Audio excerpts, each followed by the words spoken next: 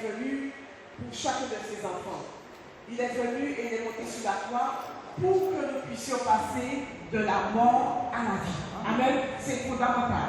Es-tu passé de la mort à la vie? Amen. Donc, le Seigneur, voilà les recommandations du Seigneur. Nous allons prendre Jean 5, verset 24, je vais le dire, ma soeur. Et dans ce passage, nous voyons comment le Seigneur nous dit comment passer de la mort à la vie. Amen.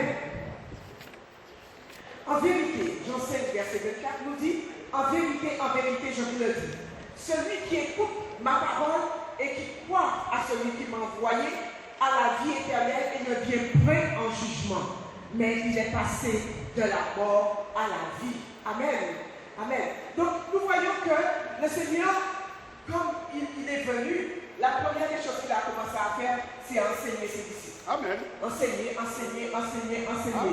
Si des fois nous avons un esprit de marche arrière, c'est parce que nous ne sommes pas enseignés ou nous ne nous laissons pas enseigner. Amen. L'enseignement est fondamental. Amen. Le Seigneur nous montre par là comment ses disciples, ils parcouraient la Galilée, ils parcouraient Israël, ils parcouraient, mais chaque fois ils prenaient un temps d'enseignement. Amen. L'enseignement est fondamental. Amen. Fondamental pour passer de la mort à la vie. Amen. L'enseignement, quand on a l'enseignement, il faut savoir écouter. Des fois, nous ne savons pas écouter ce que Dieu nous dit. Amen. Nous ne savons pas écouter parce que nous avons tellement de préoccupations dans notre cœur que nous ne savons pas écouter. On va dire, mais c'est à l'oreille que j'écoute. Mais si le cœur est chargé, je ne peux pas écouter. Je ne peux pas écouter et je ne peux pas croire en celui qui a été envoyé. Parce que c'est avec l'écoute que je peux développer la foi en Dieu. Amen. C'est avec cette écoute. Et le Seigneur veut que nous puissions vraiment mettre en pratique cette parole. Amen. Nous allons prendre 2 Timothée 3, verset 16. L'écriture est inspirée de Dieu et utile pour enseigner, pour convaincre, pour corriger, pour instruire dans la justice, afin que l'homme de Dieu soit accompli et propre à toute bonne œuvre. Amen. Amen. Et propre à toute écriture est inspirée de Dieu et utile pour enseigner, pour convaincre, pour corriger et pour instruire dans la justice. Amen. Donc le Seigneur nous montre comment l'écriture est fondamentale, comment sa parole est fondamentale pour nous. Amen. Pour tenir dans ces temps, nous avons besoin de cet enseignement. Amen. Le péché est trop puissant dans ce monde, Seigneur. Le péché est en émanation, je dirais. En émanation, si nous n'avons pas la parole, nous ne pouvons pas tenir. Amen. L'écoute de la parole. Souvenons-nous du temps d'Esdras. Qu'est-ce qu'Esdras faisait? Esdras, la Bible dit, Esdras prenait des jours et des jours à lire la parole pour le peuple. Parce que le peuple était en exil. Il fallait que le peuple puisse comprendre la parole de Dieu. Il a mis des jours et des jours. Le peuple était là, ils écoutaient, ils entendaient, ils parlaient de la parole. Ça, c'est important que nous puissions parler de la parole, parler du Seigneur en famille, en groupe, à l'église. Et c'est ça seulement. C'est vrai que nous sommes dans un chemin où des fois nous ne savons pas discerner ce que Dieu nous dit. Et c'est seulement en écoutant le Seigneur, seulement en mettant en pratique sa parole que nous allons pouvoir tenir. Amen. Amen. Il y a des gens qui restent dans la mort. Ils sont à l'église, mais ils sont dans la mort. Alors que Dieu est venu donner la vie. Amen. Dieu est venu donner la vie. Il y a des gens qui ont l'apparence de piété, mais ils sont encore dans la mort. Ils parlent encore du Seigneur, mais ils sont encore dans la mort. Amen. Et Dieu veut nous emmener plus loin. Dieu veut nous emmener plus loin dans une communion totale. Amen. Nous allons prendre l'exemple des pharisiens qui, eux, étaient des religieux, étaient des hommes qui représentaient l'Église, qui représentaient bien, le peuple de Dieu. Eh bien, eux, ils étaient encore dans la mort. Amen. Matthieu 23, versets 1 à 7. Amen. Nous restons assis dans notre chair. Et le Seigneur veut que nous puissions nous détacher totalement de la chair. Et quand nous sommes assis dans la chair, eh bien nous sommes dans la mort. Nous sommes dans la mort. Nous ne sommes pas, il n'y a pas de vie en nous. Il n'y a pas de vie de l'esprit en nous. Amen. Les pharisiens, ils aiment à être vus. Ils aiment l'apparence. Nous ne devons pas être des chrétiens d'apparence. Amen. Nous devons être de vrais chrétiens, de vrais disciples, des gens qui aiment le Seigneur. Quoi qu'il arrive, quoi qu'il se passe, nous devons aimer le Seigneur, mais pas faire semblant. Ça ne sert à rien parce que Dieu connaît notre cœur. Amen. S'il y a un problème, dis Seigneur, voilà, j'ai tel problème, j'ai telle situation, je n'arrive pas à solutionner ça. Ou bien les frères et les sœurs, j'ai tel problème, j'ai telle situation, je n'arrive pas. Aidez-moi. Aidez-moi. Ou plutôt que de traverser le temps chargé. Amen. Quand on traverse le temps chargé, on est dans la mort. Amen. On est dans la mort. Il n'y a pas de vie en nous. Il n'y a pas de vie dans notre cœur. Amen. Et le Seigneur est venu pour ça. Quand on a la mort en nous, on transmet la mort. Amen. On transmet la mort, on transmet la mort à ceux qui nous entourent, on transmet la mort à notre voisinage. On transmet encore. Nous allons prendre Acte 8, versets 1 à 3.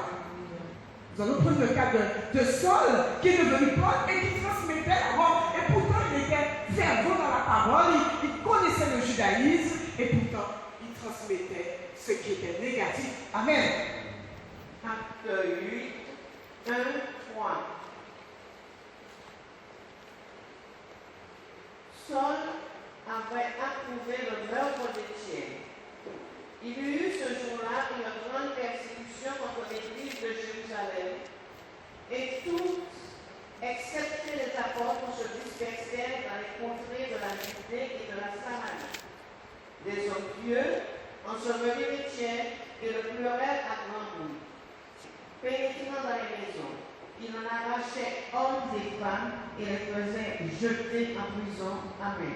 Amen. Amen. Donc vous voyez l'attitude de quelqu'un qui est mort. L'attitude de quelqu'un qui est mort transmet la mort. Paul transmettait la mort. Paul persécutait les enfants de Dieu. Amen. Sa mission était de persécuter et il agissait convenablement pour cela. Quand on est dans la mort, on transmet la mort. Amen. Il n'y a pas de vie en nous. Amen. Il n'y a pas de vie en nous. Nous ne faisons pas ce que Dieu veut. Amen. Même le baptême, ce n'est pas, on parle de quand on passe passer de la mort à la vie, c'est la nouvelle naissance, mais même en étant baptisé, on est encore des fois dans la mort. Amen. Parce que souvenez-vous, le baptême, ce n'est pas la nouvelle naissance. Amen. Le baptême, c'est un engagement, c'est un enclenchement. Il y a beaucoup de gens qui disent, oui, je suis baptisé. Mais ça, ce n'est pas tout, c'est le début. Le baptême, c'est le début. Amen. Beaucoup s'arrêtent à ça. Beaucoup s'arrêtent à oui, je suis baptisé, oui, je fais ceci, oui, je fais cela. Mais le Seigneur nous dit, tu es encore dans la mort. Parce qu'il n'y a pas de changement en toi, il n'y a pas de transformation. Et tant qu'il n'y a pas de changement, tant qu'il n'y a pas de transformation, l'ennemi va essayer de te ravir. L'ennemi va essayer de te prendre. L'ennemi va essayer de te piéger. Amen. Parce que quand nous sommes dans la mort, il y a un jugement sur nous. Il y a un jugement sur nous. Et le premier qui commence à nous accuser, c'est l'ennemi. Regarde, Ethel, regarde. L'accusateur est là. L'accusateur pointe du doigt sur nous. Amen. Et le Seigneur nous dit que le Seigneur n'est pas venu pour nous accuser. Le Seigneur est venu pour nous donner la vie. La vie en abondance. Amen. Et quand Satan vient, même quand nous n'avons rien à nous reprocher, imaginez-vous bien aimé, même quand nous n'avons rien à nous reprocher, Satan vient nous accuser. Souvenez-vous du cas de Job. Il venait accuser Job, il essayait de faire quelque chose. Amen. Amen. Prenons Zacharie 3, verset 1 à 4. Amen. Il me fit voir Josué, le souverain sacrificateur, debout devant l'ange de l'Éternel, et Satan qui se tenait à sa droite pour m'accuser. L'Éternel dit à Satan, que l'Éternel te réprise, Satan. Mais un souverain sacrificateur, Satan n'a pas de considération de qui que ce soit, hein? Ni sexe, ni âge, ni fonction, il n'a pas de considération de quoi que ce soit. Il vient pour accuser le souverain sacrificateur. Amen. Il vient pour dire, parce qu'il y a un jugement sur lui, il a vu il a vu qu'il peut l'accuser. Amen. Que et ce qui est bien, c'est que le Seigneur sait prendre notre défense. Amen. Le Seigneur sait prendre notre défense chaque jour.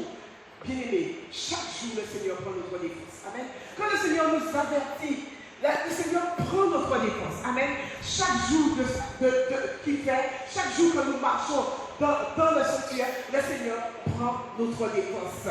L'accusateur vient pour nous accuser, mais Dieu prend notre défense. Dieu nous aime. Amen. Dieu nous aime et veut que son peuple soit vraiment transformé dans sa bergerie. Il fait une véritable transformation. Des fois, les soucis prennent beaucoup d'ampleur en nous.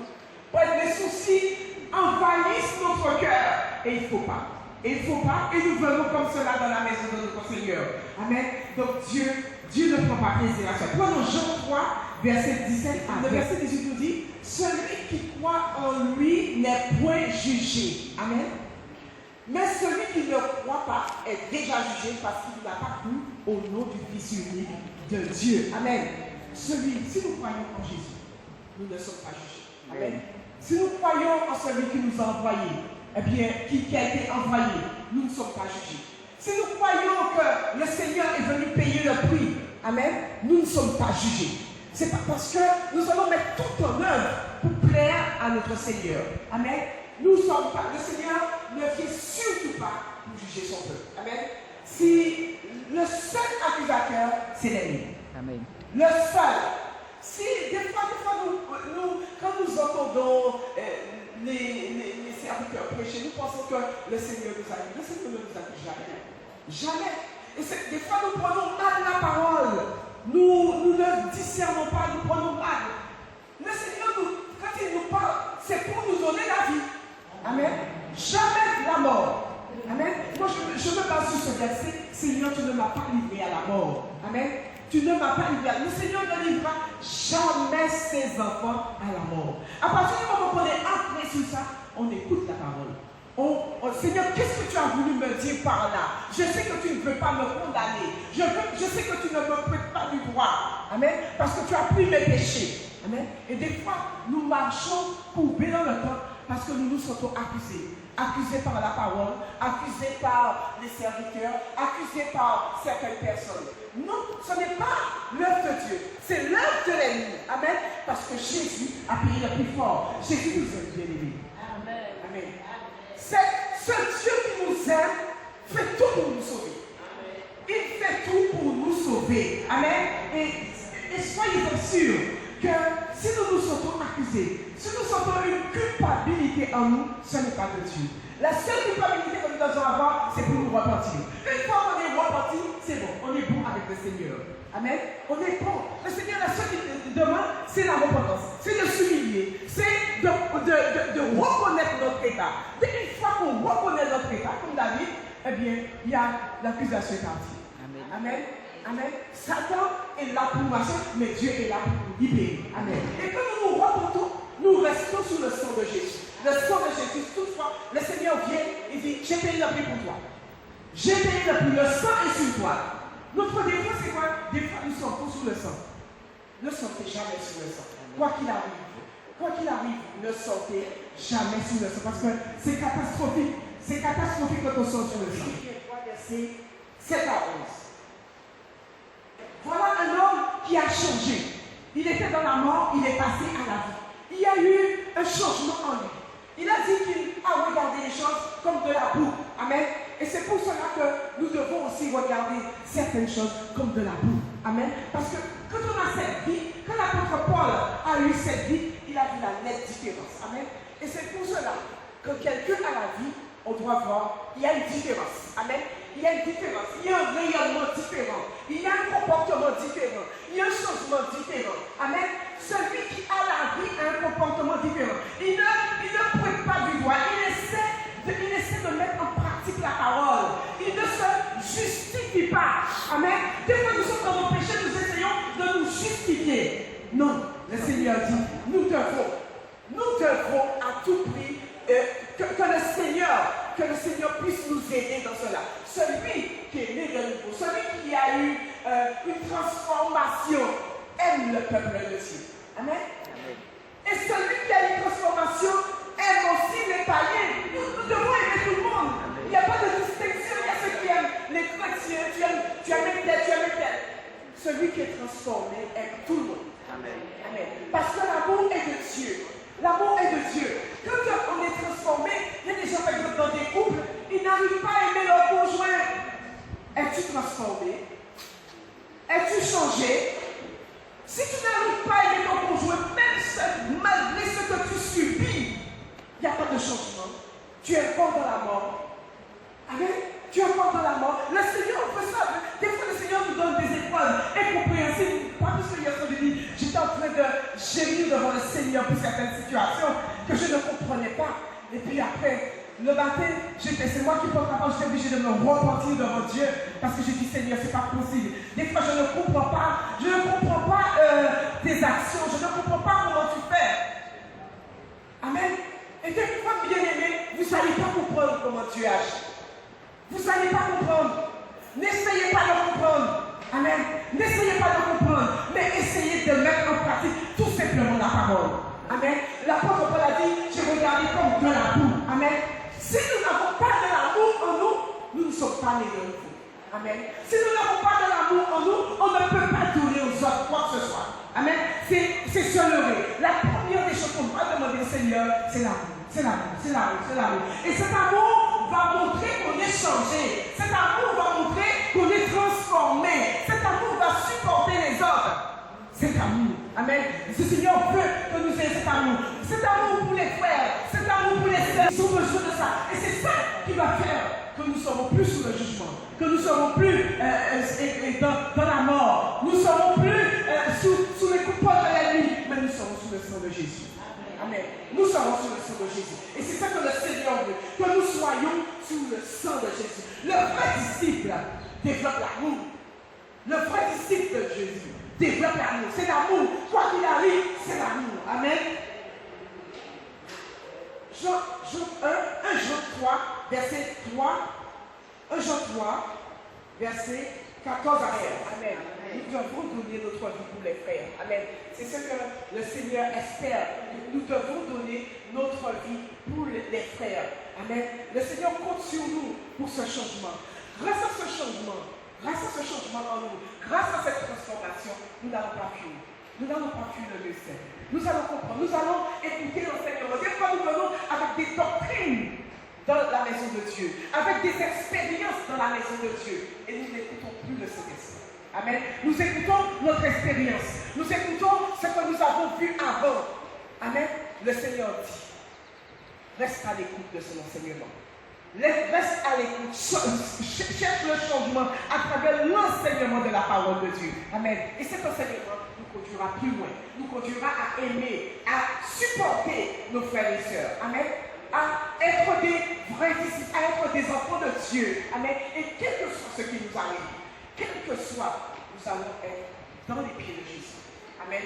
C'est vrai, c'est le meilleur endroit, comme Marie était au pied de Jésus. Parce que des fois, il y a tellement de bouleversements autour de nous. Il y a tellement de tempêtes autour de nous. Restons au pied de Jésus. Amen.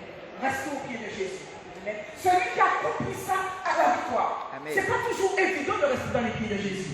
Mais si on arrive à rester dans les pieds de Jésus, eh bien, on a la victoire. Quoi qu'il arrive, parce que Dieu est au contrôle. Des fois, nous oublions que Dieu est au contrôle de toutes choses. Amen. Il contrôle nos parents, il contrôle nos familles, il contrôle nos amis, il contrôle le voisinage, il contrôle tout. Il contrôle tout. Amen. Amen. Ce Dieu qui le contrôle veut que nous puissions lui faire totalement confiance. Avec cette nouvelle naissance, comme Nicodème. Nicodème avait des expériences, il avait des doctrines, il avait pas mal de choses. Mais le Seigneur lui a montré, mais tout ça, ça ne sert à rien. Jette tout ça. Ça ne sert à rien. Amen. Nicodème, tous les Nicodèmes doivent tomber. Amen. Tous les religieux doivent tomber. Amen. Dans la présence de Dieu. Amen. Parce que ça ne passera pas. Ça ne passera pas. Le Seigneur veut une vie nouvelle, une vie changée, une vie transformée pour ses enfants. Une vie dans l'esprit de Dieu. Amen. Et cet esprit, c'est ce qui va nous conduire à cette transformation. Nicodème a compris cela. Amen. Il a compris, même avant de venir, il avait déjà compris qu'il y avait quelque chose Et il est venu de nuit parce qu'il avait honte. Il avait honte. Même si nous avons honte. Mais venons de nuit aussi. Si nous avons honte, venons de nuit. Si nous ne voulons pas que les gens nous voient, venons de nuit. Mais au moins, il a trouvé la vie. Amen. Amen. Et c'est ça qui est important. Il a su faire le bon choix du Seigneur. Amen. Il a eu honte, il est venu de nuit et le Seigneur l'a enseigné. Amen. Le Seigneur va nous enseigner aussi. Amen. À vraiment être un homme nouveau, à vraiment être quelqu'un de transformé, quelqu'un de changé, quelqu'un qui veut vraiment plaire à notre Dieu. Amen. Et que le Seigneur nous bénisse. Amen. Alléluia.